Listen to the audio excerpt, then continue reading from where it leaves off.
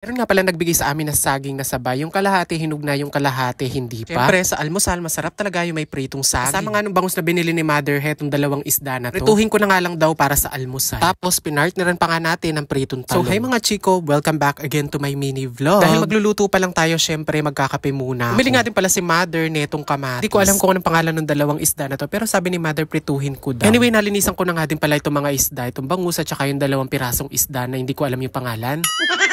Kain na nga pala ako tapos heto, umigop na mainit na kami. Binigyan nga pala ako ng saging ni Ate Eds. Heto, yung kalahati hinog na, yung kalahati hindi pa. Nilatang ko na agad tapos hiniwa ko sa gitna. Una ko nga kasi itong piprituhin kesa dun sa isda. Nagpainit na nga pala ako ng mantika dito. At nung mainit na, sinalang ko na yung mga saging.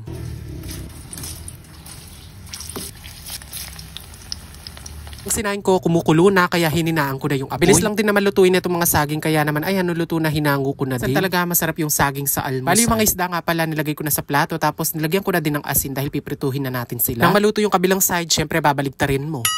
Pritong-prito na nga yung mga isda, kaya hinango ko na. Pagkahangos, syempre, sinunod ko na din yung mga talong. Dahil maliliit lang itong mga talong na to, madali lang sila naluto.